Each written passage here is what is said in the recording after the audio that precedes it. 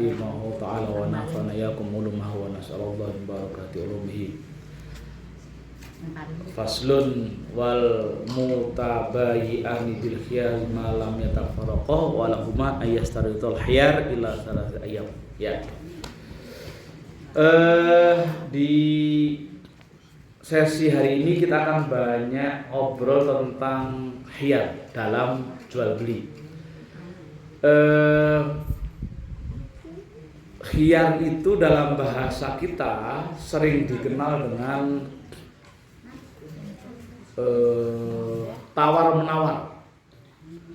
tawar-menawar untuk melanjutkan atau tidak melanjutkan jual beli. Nah, sebenarnya ini pengetahuan yang harus dipahami oleh seorang penjual. Meskipun seorang pembeli juga harus tahu tentang ketentuan khiyar ini. Ya. Kenapa seorang penjual harus tahu tentang khiyar? Karena dia harus paham kalau ada orang yang mengembalikan barang jangan baperan. Gitu. Kita jual, tahu ujung-ujung ada yang mengembalikan, jangan baperan. Karena kalau itu mengembalikan masih dalam ketentuan syariat, maka kita sebagai penjual harus melayani, nggak boleh baperan. Nah, ada batasan-batasan kan gini. Kalau kita lihat di dalam jual beli kan kemarin bisa sampaikan innal bai'a amtaradin. Dalil dasar itu gitu. Innal bai'a amtaradin. Jadi prinsip dasar dalam jual beli itu adalah adanya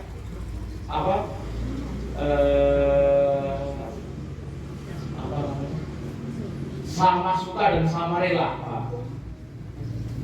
Atas dasar sama rela, kira-kira itu. Jual beli itu prinsip dasarnya adalah kedua belah pihak harus saling ridho, saling rela, tidak merasa ditipu. Maka prinsip seorang penjual haram melakukan penipuan.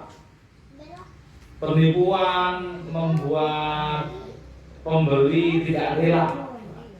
Maka kemudian instrumen yang disediakan dalam Islam ada namanya khiyar. Instrumen agar rela salah satunya pakai khiyar. Nah, khiyar itu apa? Khiyar itu adalah boleh lanjut, boleh. Jadi kata seorang penjual ada pembeli. Ya, kemudian keputusannya tidak melanjutkan, penjual harus rela meskipun dongkol. Harus rela karena memang itu persyaratan. Kalau misalnya nggak jadi beli ya, kan gitu. Cuma ada ketentuan, untuk tidaknya ada ketentuan, atau untuk lanjut ada ketentuan. Ada namanya ketentuan dia boleh melanjutkan dengan beberapa catatan, misalkan. Maka disebut ada namanya khiyar majlis. Apa itu khiyar majlis?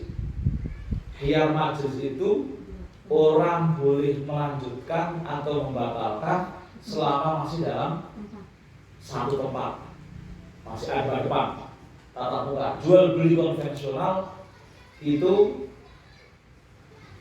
pasti khiyar majlis, pasti itu. Selama masih dalam satu majelis masih boleh tawar-menawar dan memutuskan ya atau tidak. Kalau artinya kalau sudah di luar itu nggak berlaku. Jadi kalau misalkan pas tawar-menawar, kalau kita pergi saja begitu, itu sudah dianggap memutuskan untuk tidak membeli. Maka kemudian pada orang yang membeli itu sah. Nah, kan gitu ya.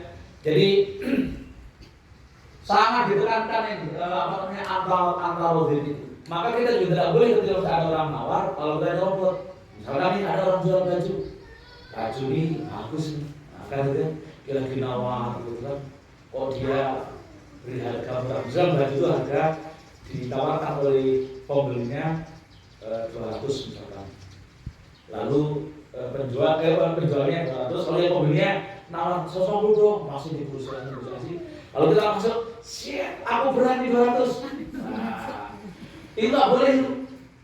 Kita sebagai seorang pembeli nyerobot, melakukan menelikung di saat orang sedang bertransaksi haram.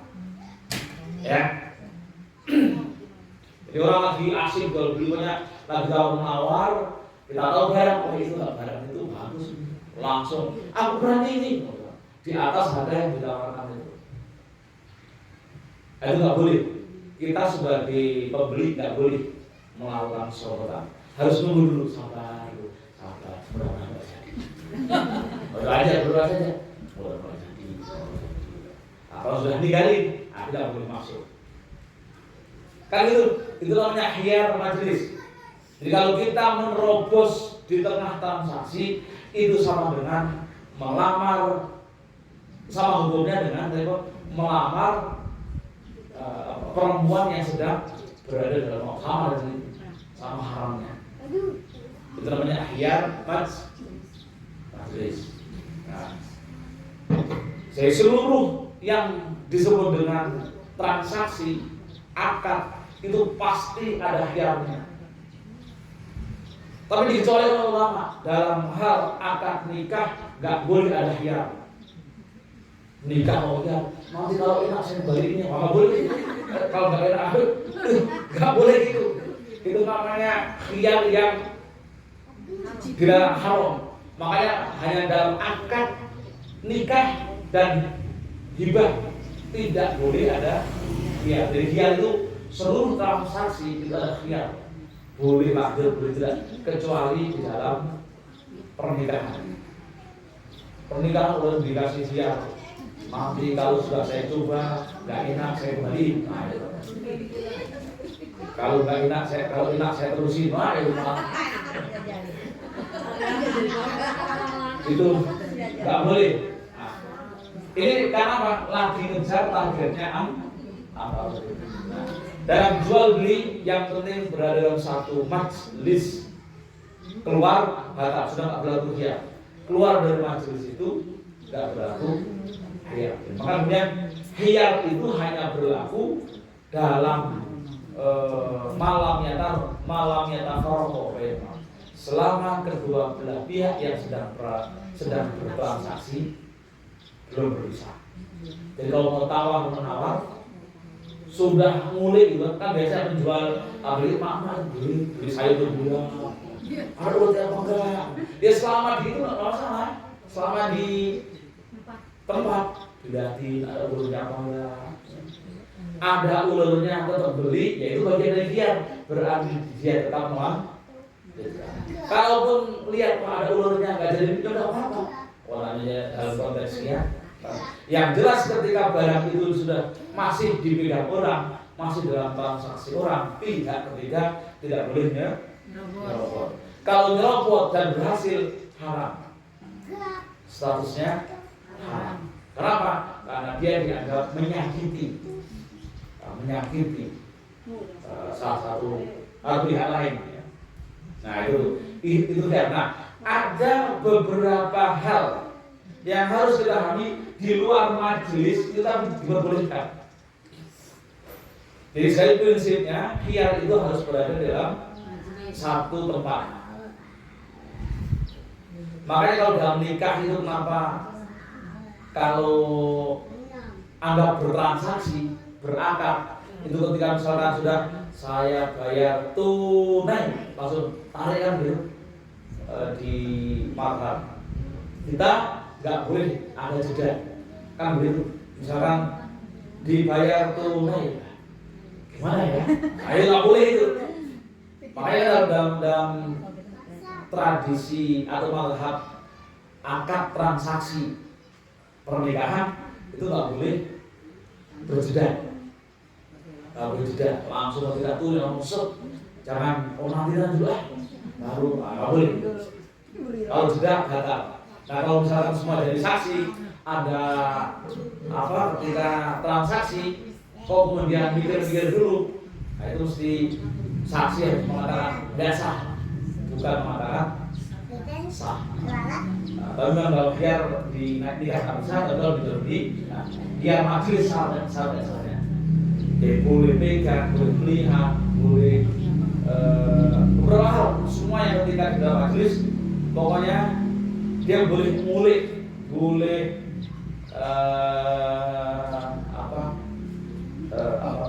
julid dalam konteks mendapatkan barang yang terbaik. Nah, baru kemudian ada yang di luar ini boleh ada hal nih nanti ketika misalnya nih ada namanya hiyar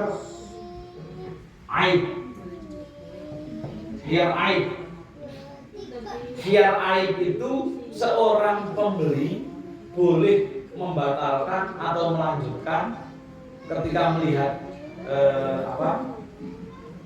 barang itu ada cacatnya meskipun sudah tidak berada di setempat.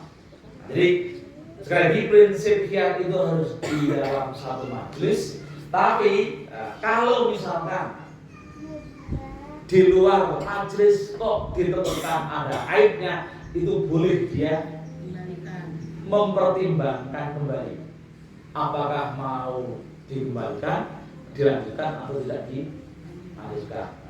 Ini hukum dasar. Meskipun ada ketentuan, misalkan ada catatan, misalkan ketika barang yang sudah dibeli tidak boleh dikembalikan. Misalkan gitu ya, barang yang sudah dibeli tidak boleh dikembalikan. Prinsip dasarnya kalau kita si pembeli, walaupun kita langsung menjabri sama si pembeli, ini aib kok, itu boleh. Walaupun ada ketentuannya. Jadi catatan barang yang sudah dibeli tidak boleh dikembalikan itu tidak bisa menggugurkan hukum dasar.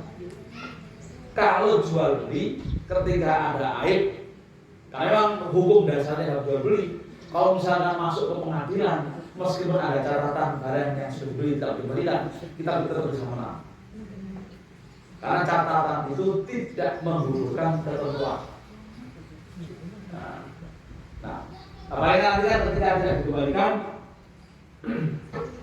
paling dalam bahasa jual beli yang sekarang itu adalah ketika ada aib tidak dikembalikan tapi ditukar, kan beli ya, ditukar, jadi bukan dikembalikan uang. Paling kan begitu, menerjemahkan barang yang sudah dibeli tidak boleh dikembalikan. Jadi selama ada aib, sekali lagi, selama ada cacat boleh dikembalikan. Ekstrimnya bahkan boleh kita tidak melanjutkan transaksi itu. Nah, paling begitu yang tadi ada tulisan tadi, berarti yang dimaksud adalah ketika ada aib boleh dikembalikan, ditukar dengan barang yang sempurna atau barang yang lain. Itu namanya aib. Nah, ini wawasan bagi kita untuk yang penjual. Jadi kalau ada yang ngeyel, yang kita dorong sesuatu, ada yang ngeyel, mau mengembalikan, itu secara hukum itu adalah memang diperlukan. Dan kita sebagai penjual tidak boleh baperan. Oh sudah dibayar kok minta kembaliin. Nah itu tidak boleh. Karena ini biar kita mendapatkan apa? Jual beli yang berkah, basisnya antara tahun ini berapa? Maka, nah ini ada batasannya. Penjelasan pembalian aib nanti yang ketiga termasuk namanya hiyar syarat.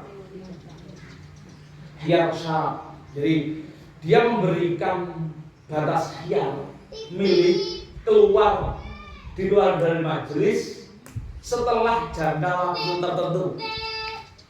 Nah, setelah jangka waktu tertentu itu apa? Contohnya misalnya dikasih batas 3 hari, misalnya.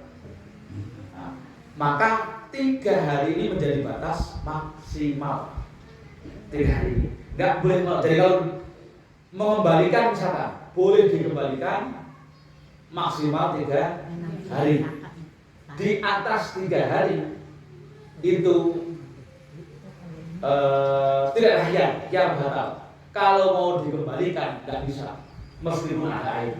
Nah, jadi ada batasan. Maka di dalam hadis itu disebutkan batasan khiyar itu maksimal 3 hari. Jadi kalau misalnya kita bertransaksi beli sesuatu, hari keempat dikembalikan, lalu kemudian penjual tidak menerima komplain, ya tidak sah, sudah sah. Ya, sudah sah. Karena batasnya hanya dikasih waktu 3 hari. Malam ya kafar rokok salah. Ini maka kemudian disebut khiyar syarat. Secara verbal ditampilkan kalau jual beli, kalau mengembalikan di atas 3 hari tidak berlaku. Kalaupun tidak membunyikan batas hari, juga 3 hari itu menjadi batas maksimal. Tetap berlaku 3 hari. Bagaimana kemudian kalau misalkan oke, boleh dikembalikan 2 hari? Nah, boleh. Kasih batasan keputusan 2 hari. Nah, itu namanya khiyar syarat. Jadi sekali lagi, hukum dasar khiyar harus dalam tatap muka satu majelis. Kalau keluar itu ada namanya khiyar ain dan khiyar syarat. Ada satu lagi namanya khiyar ru'yah. Ru'yah. Khiyar ru'yah itu juga misalkan sebenarnya masuk dalam khiyar syarat. Dia boleh misalnya ini, saya akan membeli barang itu setelah aku melihat. Nah, setelah aku lihat, itu namanya khiyar ru'yah. Jadi ini untuk jual beli yang pakai spek, jual beli saham pakai spek itu yang pakai brosur, gitu kan, pakai brosur. Nah, lalu kemudian deal beli, tapi pakai kata saya akan beli kalau setelah melihat barang. Itu boleh. Jadi kalau misalkan kita jual beli memakai brosur, ya, memakai brosur, lalu kemudian si pembeli bilang saya mau beli atau tidaknya setelah melihat barang, boleh. Kalau misalkan sekiranya itu dikembalikan, tidak jadi beli, maka penjual tidak boleh bayar. Itu namanya khiyar ru'yah, dan ini disahkan dalam syariat Islam, diatur dalam aturan kita, aturan syariat diatur. Makanya ini sekali lagi hanya penting untuk membanggakan kita sebagai penjual ketika asik bertransaksi jual beli, ya, hal-hal yang seperti ini mendasar. Maka kemudian penjual itu memang harus kuat mental, memang harus kuat mental penjual itu. Kalau nggak kuat mental jangan jualan, kan itu ya. Kalau nggak kuat mental jangan jualan. Dan kalau mau latihan kuat-kuatan mental jualan. Kalau penjual itu kan siap diutangin, siap nggak dibayarin, siap nggak dibayar, dan kalau nagih siap lebih yang ditagih lebih galakan. Karena itu kan mental. Memang itu latihan yang paling keren yang jual beli. Nah, ini ya yang disebut khiyar. Jadi sekali lagi, transaksi dalam jual beli ini banyak hal. Tidak harus setiap kali yang harus kita tawarkan harus dijawab oleh atau segala sesuatu yang ditawarkan kepada pembeli tidak harus selalu pembeli mengiyakan tawaran kita. Itu yang disebut dengan khiyar. Karena targetnya, sekali lagi, target utamanya adalah terwujudnya jual beli antarodin. Nah, mengapa kalau pinjaman berbunga, sudah sebut pinjaman berbunga itu cenderung tidak antarodin. Nah, kan begitu. Kenapa cenderung diharamkan? Karena terwujudnya antarodinnya itu sulit. Itu pasti karena terpaksa. Terpaksa dia butuh, terpaksa karena memang daya tawarnya rendah. Maka kenapa kemudian dalam hal jual beli pinjaman atau yang jual beli ada di dalamnya unsur riba masuk dalam bagian itu, karena proses antarodinnya perwujudannya karena dipaksa, karena terpaksa. Itulah yang kemudian menjadikan keberkahan produk jual beli transaksi itu tidak berkah. Sementara kita sebagai seorang muslim itu bukan mengharapkan rizki yang banyak, tapi rizki yang berkah. Kan gitu. Kita itu berharapnya kalau dalam melakukan sesuatu bukan banyak uangnya, tapi berkahnya. Makanya kalau doa apa? Allahumma inni as'aluka rizqon mubarokah, bukan rizqon kasiro. Doa yang benar rizqon mubarokah. Kan gitu. Kalau khairon katsiro. Nah, karena begitu memang rizki itu pentingnya adalah bukan banyak. Karena kalau berkah itu terasa banyak. Tapi kalau banyak nggak berkah terasa sedikit terus. Maka kalau doa itu Allahumma inna nas'aluka rizqon mubarokah wa khairon katsiro. Wa khairon katsiro. Nah, khairon itu kebaikan. Kalau kebaikan yang banyak. Tapi ada juga ulama yang menjelaskan namanya khairon katsiro itu adalah harta yang banyak. Tapi lebih kepada harta yang baik. Nah, itu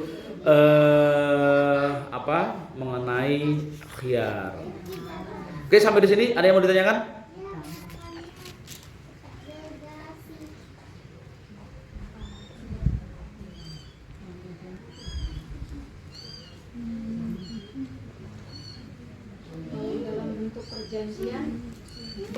Perjanjian contohnya? Masuk khiyar enggak? Contohnya? Misalnya bawa dulu bajunya, cobain di rumah, kalau cukup baru saya beli, kalau nggak cukup saya pulang. Atau perjanjian di luar masjid, majlis. Itu masuk di dalam syarat ya, asal yang jelas bersepakat ya. Memang kemudian ketika pakai khiyar syarat, persyaratannya harus lebih detail. Dicobain di rumah, nanti kalau robek gimana, kan begitu, harus begitu. Jadi dipakai, dipaksain, nanti kalau bau ketek gimana. Kan jadi masuk dalam khiyar syarat. Jadi khiyar syarat itu dia boleh di luar majlis lalu dikasih syarat-syarat tertentu. Tentunya syarat tidak dalam satu pihak. Pembeli memberikan syarat, penjual juga memberikan syarat. Sekali lagi buatlah persyaratan yang itu kemudian keduanya ridho itu. Maka syaratnya harus detail. Jadi jangan sampai kemudian kita hanya menerima satu syarat lalu kemudian terasa kita diberikan. Kayak tadi ya kasusnya ya. Kayak kasus tadi misalkan saya akan beli setelah dicoba dan cocok misalkan.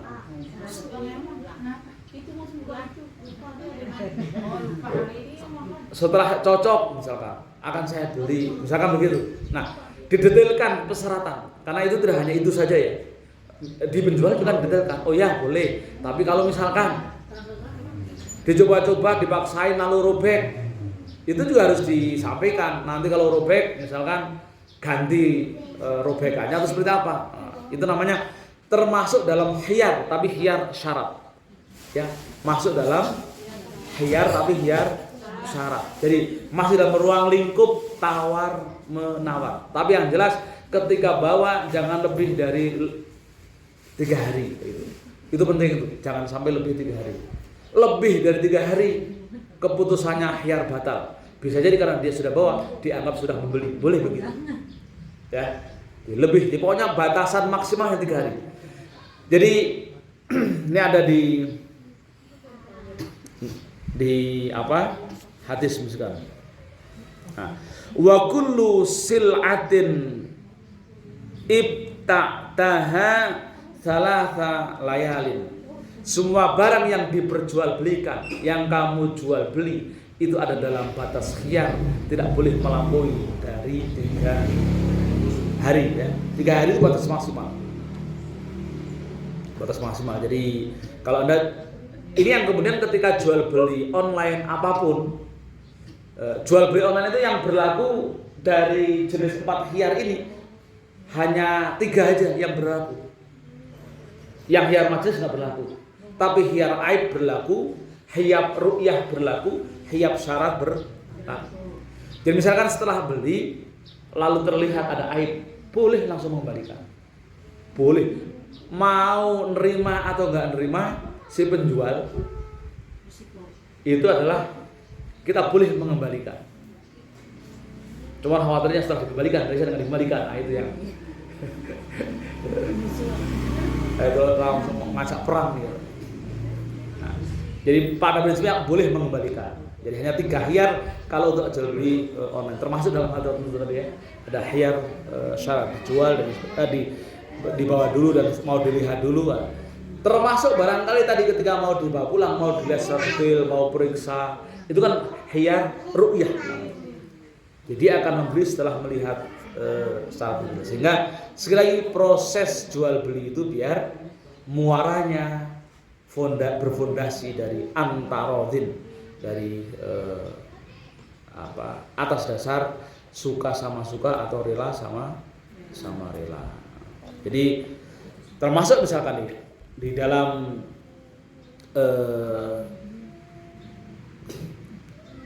ada cerita juga, ada hadis juga tentang khiyar aib. Bagaimana ketika kita melihat barang ada aibnya, boleh dikembalikan. Ini bedanya dengan pernikahan ya.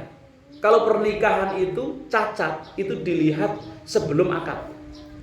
Nggak boleh setelah akad lalu cacat kembaliin. Di dalam pernikahan tuh boleh calon suami minta pihak tertentu untuk memeriksa ini orisinil apa sudah. Itu boleh memeriksa. Masih orisinil atau sudah banyak spare part baru ganti misalkan begitu. Itu nanti ternyata ketika ada spare part yang sudah diganti, maka kemudian boleh tidak jadi. Maka ketika meskipun sudah melamar, boleh lamaran itu dibatalkan. Karena itu. Jadi ini ada hadis ini dari Rasulullah, dari Aisyah, anna rajulan ibta'a ghulaman fa aqama indahu masyaallah thumma wajada bihi aiban fa khasamahu ila nabi sallallahu alaihi wasallam faraddahu alaihi. Nah, ada transaksi jual beli lalu kemudian dia melihat ada aib lalu dia mengadu pada Rasul. Lalu Rasul mengatakan kembalikan barangnya. Nah, jadi itu namanya khiyar aib, boleh mengembalikan barang ketika kemudian setelah itu ditemukan aibnya. Nah, yang jadi masalah adalah ketika aib itu ditemukan setelah lebih dari 3 hari. Setelah dipakai bolak-balik ya misalkan. Ya udah itu nggak berlaku. Karena batasannya 3 hari. Nah, baru setelah dipakai seminggu kelihatan wah robek. Padahal jangan-jangan robeknya karena dipakai. Nah, itu kan sudah melebihi batas maksimal yang ditentukan syariat, maka tidak berlaku atau khiyarnya batal. Wallahu a'lam bishawab. Ada yang bertanya? Enggak ada kan? Ada lagi?